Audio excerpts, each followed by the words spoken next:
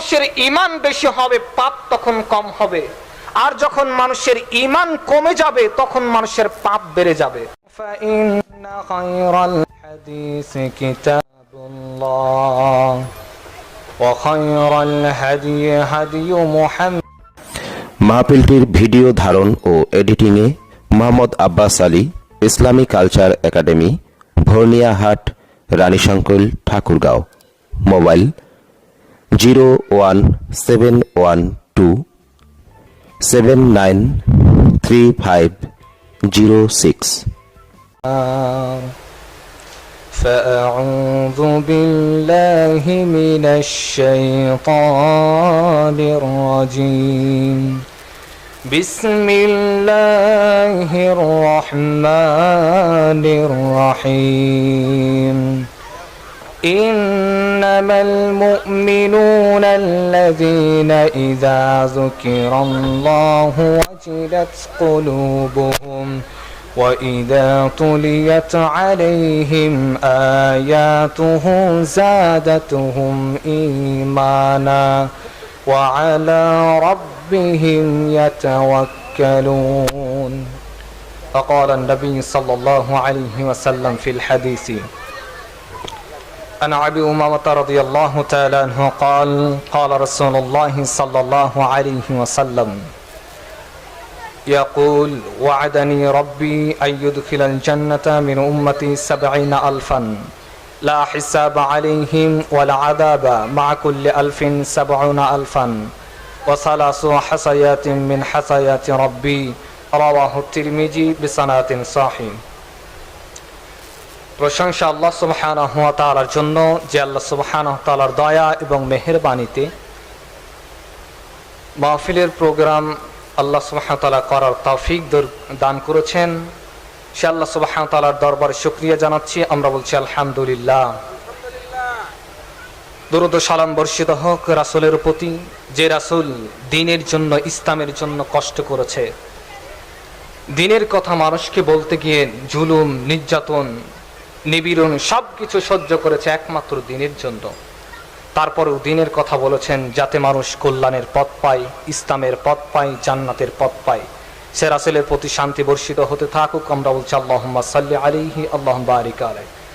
সম্মানিত উপস্থিতি, আজকের সংক্ষিপ্ত আলোচনার বিষয়বস্তু হচ্ছে ঈমান।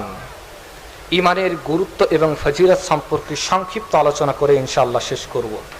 ইনশাআল্লাহুল আজিজ ওয়া মা তাওফীক ইল্লা বিল্লাহ আলাইহি তাওয়াক্কালতু ওয়া ইলাইহি উনীব। ঈমান মানুষের অত্যন্ত দামি জিনিস। সাহাবায়ে কেরাম জীবন দিতে প্রস্তুত ছিলেন, কিন্তু ঈমান দিতে নয়। তাদেরকে বলা হয়েছিল যে যদি তোমরা জীবন বাঁচাতে চাও, ঈমান ছেড়ে দাও, তোমাদেরকে হত্যা করা হবে না। সাহাবীরা বলেছে আমরা জীবন দিতে প্রস্তুত, কিন্তু কোশ্চিন কালেও ঈমান দিতে নয়। ঈমান যদি মানুষের ভিতরে না থাকে, মানুষ জান্নাত পাবে না। যার ভিতরে ঈমান আছে সেই ব্যক্তি জান্নাতে যাবে। জান্নাতে যাওয়ার যতগুলি কারণ রয়েছে তার সব থেকে সর্বপ্রথম কারণ হচ্ছে ঈমান। ঈমান যার নাই সে জান্নাতে যাবে না। কারণ ঈমান দিয়ে আল্লাহ সুবহানাহু ওয়া তাআলা জান্নাত দিতে চায়। ঈমানের কারণে আল্লাহ সুবহানাহু ওয়া তাআলা মানুষকে রিজিক দিবেন, সম্মান বাড়িয়ে দিবেন। ঈমানের কারণে আল্লাহ সুবহানাহু ওয়া তাআলা মর্যাদাকেও বাড়িয়ে দিবেন, একমাত্র ঈমানের কারণে। আজকে ঈমানদার দাবি করে কিন্তু ঈমানের ঘাটতি। ঈমান যদি মানুষের পাকাপোক্ত হয়ে যায়, যখন মানুষের ঈমান বেশি হবে পাপ তখন কম হবে, আর যখন মানুষের ঈমান কমে যাবে তখন মানুষের পাপ বেড়ে যাবে। কারণ পাপ ঠেকার অন্যতম আরেকটি মাধ্যম হচ্ছে ঈমান। সাহাবায়ে কেরাম ঈমানের বলে এতটাই মজবুত ছিলেন যার কারণে পাপ তাদের কাছে আসতে পারতো না। কিন্তু আমরা পাপ করতেছি কেন? কারণ আমাদের ঈমানটা দুর্বল। যুব সমাজ পাপে ডুবে আছে কেন? কারণ ঈমানটা দুর্বল। ঈমান যদি শক্তিশালী হয় তাহলে মানুষ পাপ থেকে বাঁচতে পারবে। সম্মানিত উপস্থিতি, আল্লাহ সুবহানাহু ওয়া তাআলা ঈমানদারের কিছু গুণ উল্লেখ করে বলছেন সূরা আনফাল। আল্লাহ সুবহানাহু ওয়া তাআলা 2, 3, 4, 5 নম্বর আয়াত এই 2-3টা আয়াতে আল্লাহ সুবহানাহু ওয়া তাআলা গুরুত্বপূর্ণ কিছু কথা বলেছেন ঈমানদারের গুণ সম্পর্কে। আল্লাহ সুবহানাহু ওয়া তাআলা সূরা আনফাল 2 নম্বর আয়াতে বলছেন, ইন্নামাল মুমিনুন, নিশ্চয় মুমিন হচ্ছে তারা। আল্লাহ সুবহানাহু ওয়া তাআলা মুমিন তাদেরকে বলছেন, কাদেরকে? এখন গুণগুলো উল্লেখ করবেন আল্লাহ সুবহানাহু ওয়া তাআলা। আগেই বলছেন মুমিন হচ্ছে তারা, ইন্নামাল মুমিনুন, নিশ্চয় মুমিন হচ্ছে তারা। কারা?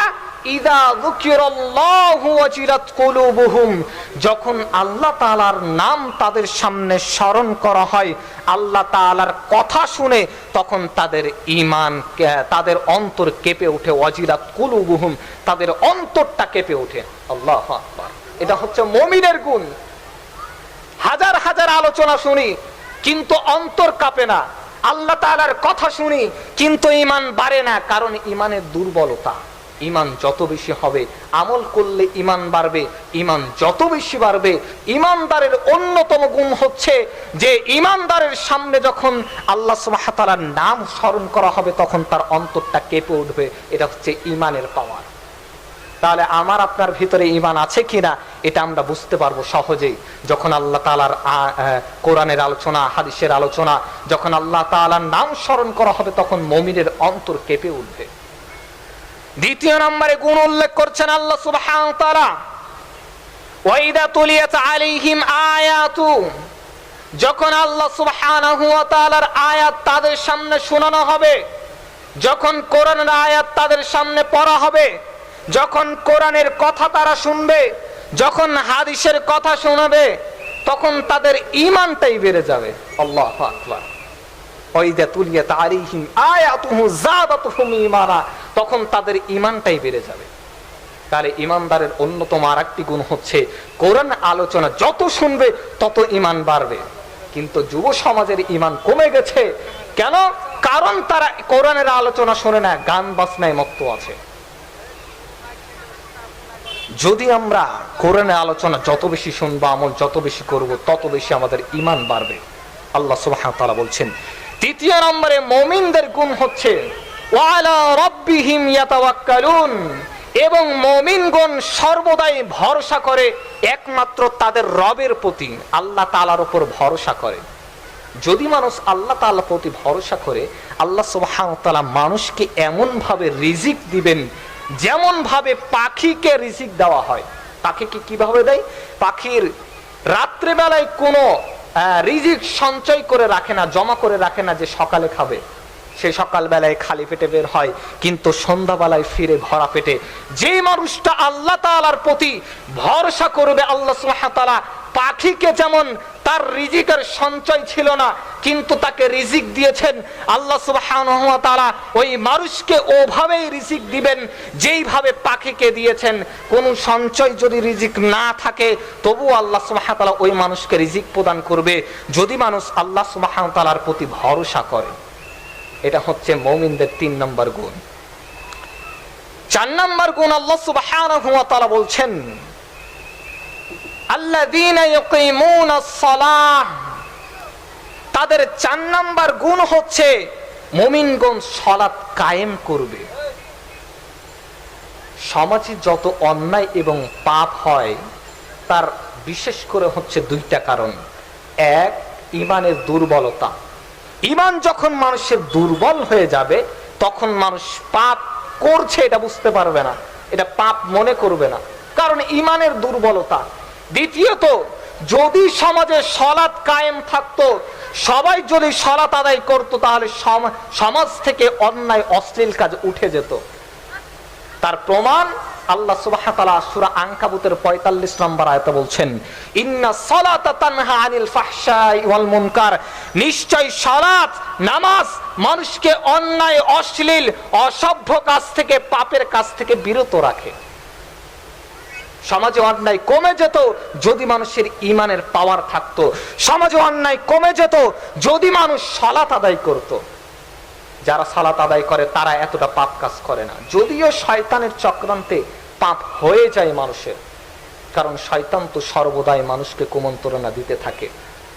আদমকে শয়তান যখন আল্লাহ সুবহানাহু ওয়া তাআলা যখন আদমকে সিজদা করতে বললেন শয়তানকে, শয়তান বলছে খলাকতাহু মিন নার ওয়া খলাকতাহু মিন তিন, আরে আমি হচ্ছে আগুনের তৈরি, আদম তো মাটির তৈরি, ওকে আমি সেজদা করবো কেন? ও যে আগুনের তৈরি এই নিয়ে সে অহংকার করেছে। তার অহংকার করার ভিতরে দুইটা কথা বোঝা যায়। এক, সে বুঝাতে চাচ্ছে যে আগুন সর্বদাই ওপরে উঠে মাটির নিচে থাকে, অতএব মাটির থেকে আমি উত্তম, আদমের থেকে আমি উত্তম, আদমকে আমি সেজদা করব না। দ্বিতীয়ত তার ভাষা ছিল এমন, সে আরেকটা কথা বুঝাতে চেয়েছে যে যখন আগুন জ্বলে তখন অন্ধকার থাকে না, কিন্তু মাটির ভিতরে কোনো আলো নেই, অতএব আদমের থেকে আমি উত্তম, আদমকে আমি সেজদা করব না। আল্লাহ সুবহানাহু ওয়া তাআলা তখন তাকে অভিশাপ করে শয়তান করে দিয়েছেন, চিরকালের মতো সে জাহান্নামে যাবে। তখন সে বলল, আল্লাহ জাহান্নামে তো যাবই, কিন্তু আমাকে আপনার কাছে দুইটা ফরিয়াদ আছে। এক, আমাকে কিয়ামত পর্যন্ত হায়াত দেন। দ্বিতীয়ত, আমি মানুষের যেন আদম সন্তানের রগে রগে পৌঁছাতে পারি, এই শক্তি, এই ক্ষমতা আমাকে দেন। আল্লাহ বললেন, যা দিলাম তোকে। শয়তান বলল যে আপনার মুমিন বান্দাকে সামনে থেকে, পিছন থেকে, ডান থেকে, বাম থেকে, চারিদিক থেকে আমি বিভ্রান্ত করব। বিভ্রান্তর কবলে আজকে পড়ে গেছি আমরা, শয়তানের চক্রান্তর পিছনে পড়ে গেছি, কারণ ঈমান দুর্বল হয়ে গেছে, আমরা সালাত আদায় করছি না। বলছিলাম মুমিনের 4 নম্বর গুণ হচ্ছে আল্লাযীনা ইকিমুনাস সালাহ, মুমিনগণ সর্বদাই সালাত কায়েম করবে। সালাত ছাড়া কেউ মুসলিম দাবি করতে পারে না। মুসলিম এবং কাফেরের ভিতরে পার্থক্য হচ্ছে সালাত। মান তারাকা সালাতা মুতাআম্মিদান ফাকাদ কাফারা, যে ব্যক্তি ইচ্ছাকৃতভাবে সালাত ছেড়ে দিল, রাসূল বলছেন সে কাফের হয়ে গেল। সালাত এত বড় ইবাদত, রাসূল সাল্লাল্লাহু আলাইহি ওয়াসাল্লাম বলছেন আউয়ালু মা ইউহাসাবু বিল আবদি ইয়াউমাল কিয়ামাতিস সালাহ, কিয়ামতের মাঠে সর্বপ্রথম মানুষের হিসাব নেওয়া হবে সালাতের। ফাইন সালাহাত সালাহা লাহু সাইরু আমালি, যদি মানুষের সালাতের হিসাব সঠিক হয়, শুদ্ধ হয়, তাহলে যত আমল রয়েছে সমস্ত আমল কিয়ামতের মাঠে গ্রহণযোগ্য হয়ে যাবে। ওয়াইন ফাসাদাত ফাসাদা সাইরু আমালি, আর যদি মানুষের সালাতের হিসাব সঠিক না হয়, শুদ্ধ না হয়, সালাতের হিসাবে ভুল দেখা যায়, তাহলে মানুষের যত আমল রয়েছে কোনো আমল কিয়ামতের মাঠে টিকবে না, সমস্ত আমল বরবাদ হয়ে যাবে। এটা হচ্ছে সালাতের পাওয়ার। সালাত আদায় করেননি, কোনো আমল টিকবে না। বড় বড় বিল্ডিং তৈরি করে দিয়েছেন মসজিদের, কোনো আমল টিকবে না।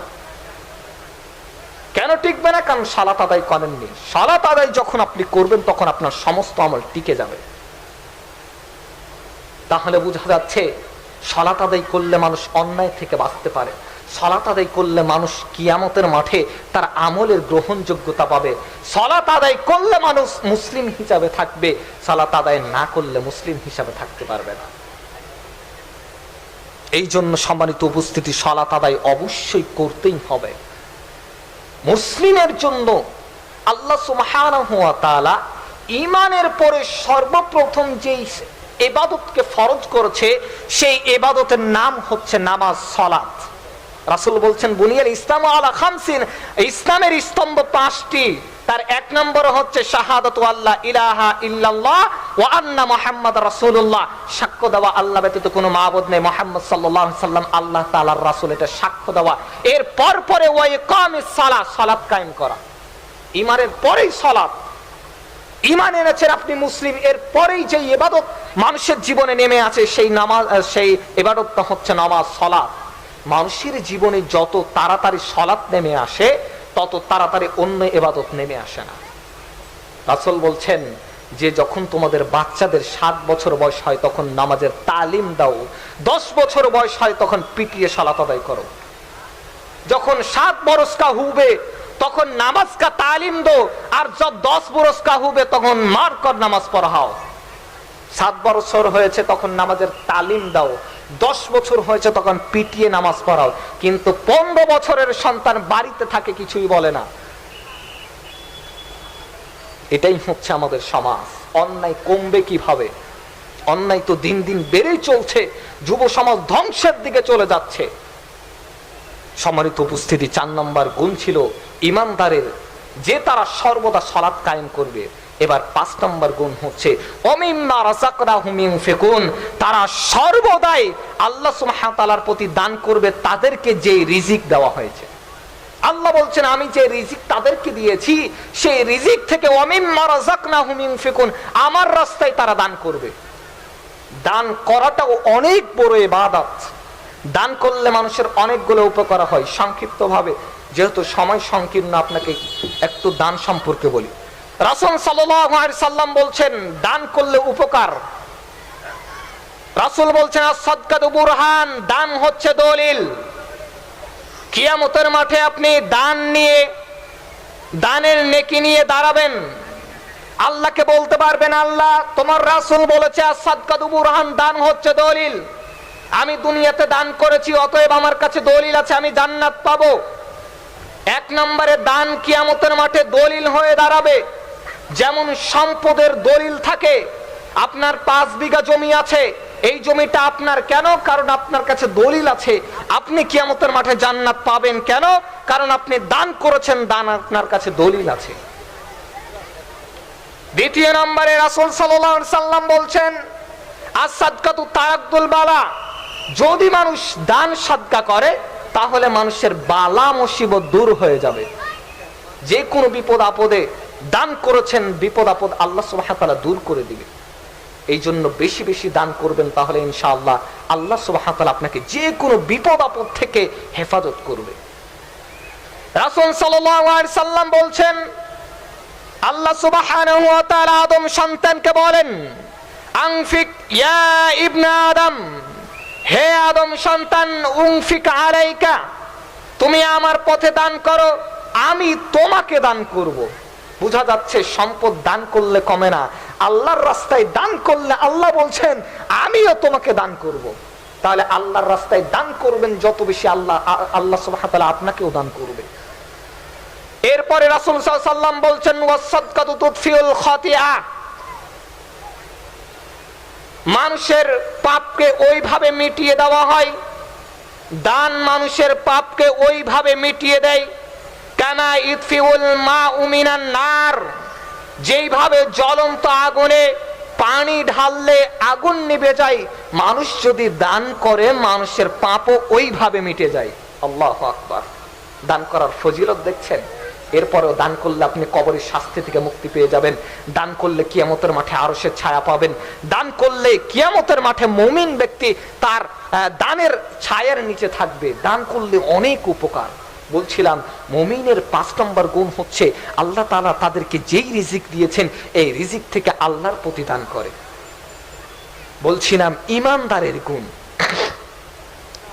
আল্লাহ সুবহানাহু ওয়া তাআলা এরপরে বলছেন, এর পরের আয়াতে উলাইকা হুমুল মুমিনুন, এই 5টা গুণ যার ভিতরে আছে আল্লাহ বলছেন উলাইকা হুমুল মুমিনুন, ওই সমস্ত মানুষরাই হচ্ছে প্রকৃত মুমিন, তারাই ঈমানদার। প্রকৃত ঈমানদার তারাই। তাদের জন্য 3টা পুরস্কার রয়েছে। আল্লাহ সুবহানাহু ওয়া তাআলা বলছেন লাহুম দারাজাতুন ইনদা রাব্বিহিম, তাদের 1 নম্বর পুরস্কার রয়েছে, তাদের রবের পক্ষ থেকে তাদের জন্য মর্যাদা রয়েছে, সম্মান রয়েছে। 1 নম্বর তাদের পুরস্কার হচ্ছে তাদের জন্য মর্যাদা রয়েছে, সম্মান রয়েছে। 1 নম্বর পুরস্কার যাদের ভিতরে 5টি গুণ থাকবে। দ্বিতীয় নম্বরে ওয়া মাগফিরাতুন, এবং তাদের জন্য তাদের রবের পক্ষ থেকে ক্ষমা রয়েছে। আল্লাহু আকবার।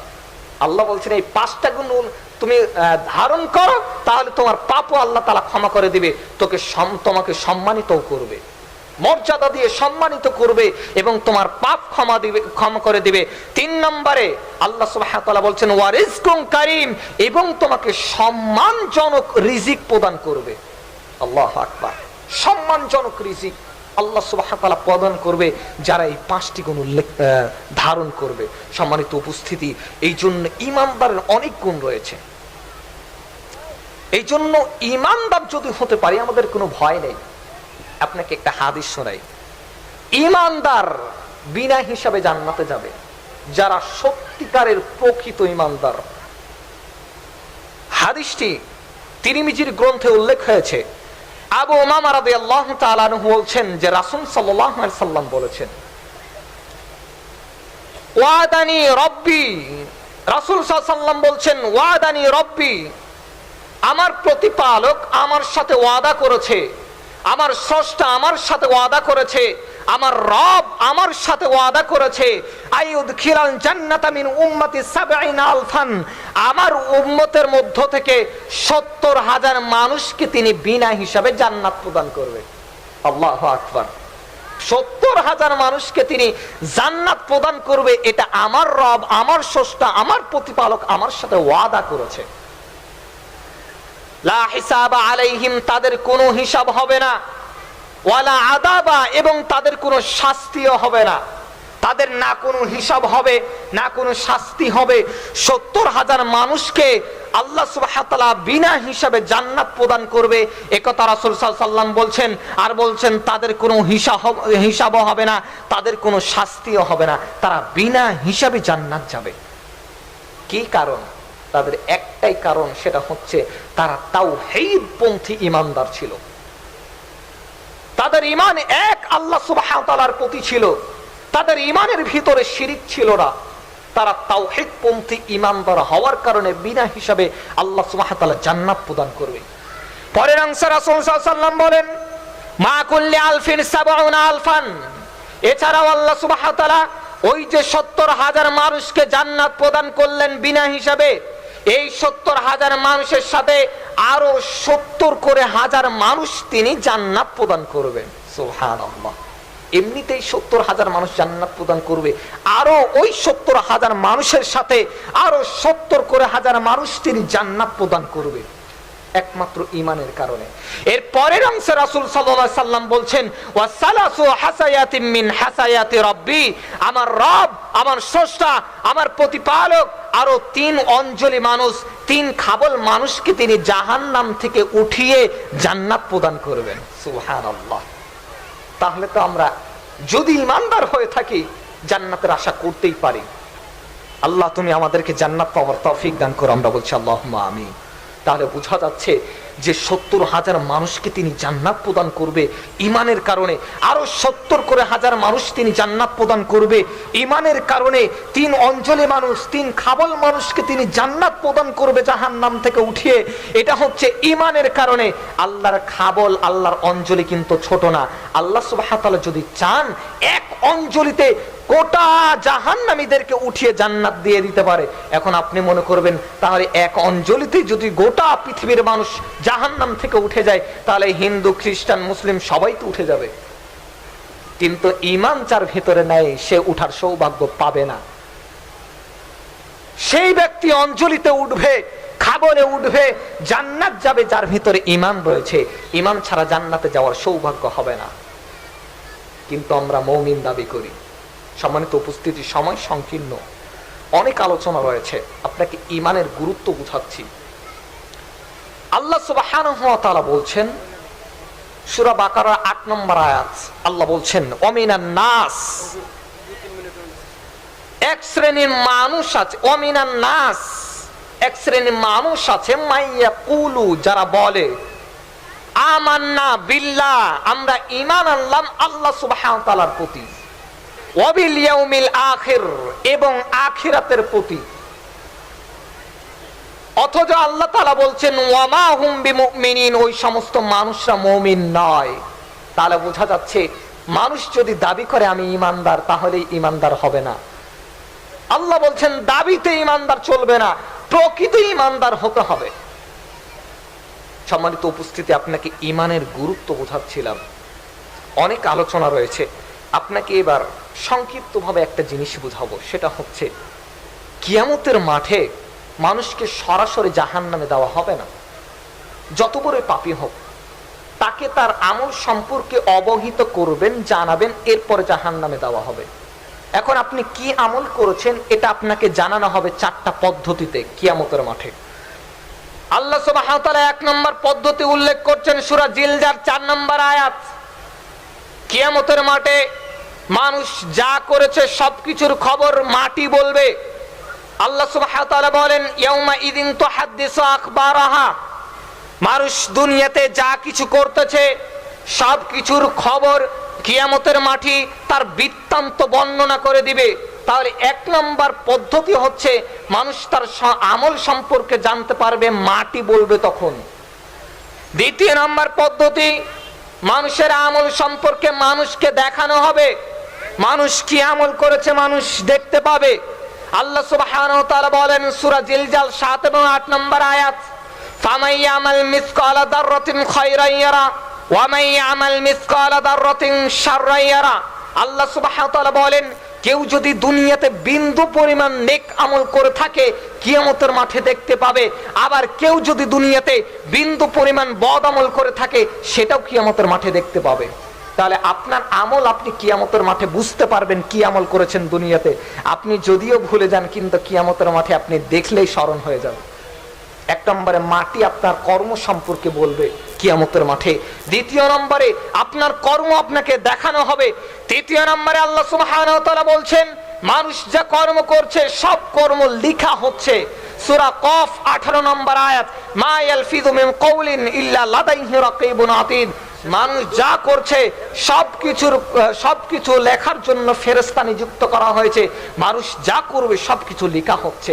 লেখা কাগজটা কিয়ামতের মাঠে আল্লাহ সুবহানাহু ওয়া তাআলা মানুষকে দিয়ে বলা হবে। সূরা বানী ইসরাইল 14 নম্বর আয়াত, ইকরা পড়ো, ইকরা কিতাবাকা পড়ো তোমার কিতাব, কাফা বিনাফসিকা আল-ইয়াউমা আলাইকা হাসিবা। আজকে তোমার হিসাব দেওয়ার জন্য তুমি নিজেই যথেষ্ট, তোমার হিসাব তুমি নিজেই করতে পারবে, অন্য কাউকে লাগবে না। তাহলে কিয়ামতের মাঠে আপনার লেখা কাগজটা আপনাকে পড়তে দেওয়া হবে, আপনি পড়বেন আর বলবেন।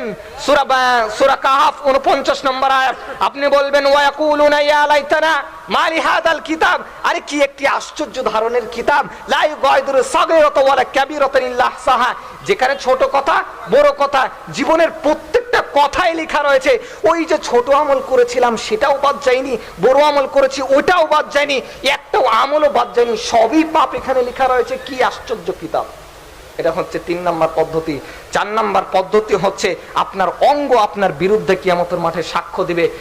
একটা হচ্ছে সূরা ইয়াসিন 65 নম্বর আয়াত এবং সূরা নূর 24 নম্বর আয়াত। সূরা ইয়াসিনে 65 নম্বর আয়াত আল্লাহ সুবহানাহু ওয়া তাআলা বলছেন, আল ইয়াউমা নাখতিমু আলা আফওয়াহিহিম, কিয়ামতের মাঠে মানুষের মুখকে সেলাই করে দেওয়া হবে। ওয়া তুকাল্লিমুনা আইদিহিম, মানুষের হাতে সব কর্ম সম্পর্কে বলে দিবে। ওয়া তাশহাদু আরজুলুহুম, এবং মানুষের পা কিয়ামতের মাঠে সাক্ষ্য প্রদান করবে। হাত যখন সমস্ত কর্মের কথা বলে দিবে আপনার বিরুদ্ধে, তখন পা বলবে হাত তুমি ঠিক বলেছো, এইভাবে পা সাক্ষ্য প্রদান করবে। বিমা কানু ইয়াকসিবুন, মানুষের কর্ম সম্পর্কে মানুষ যা করেছে।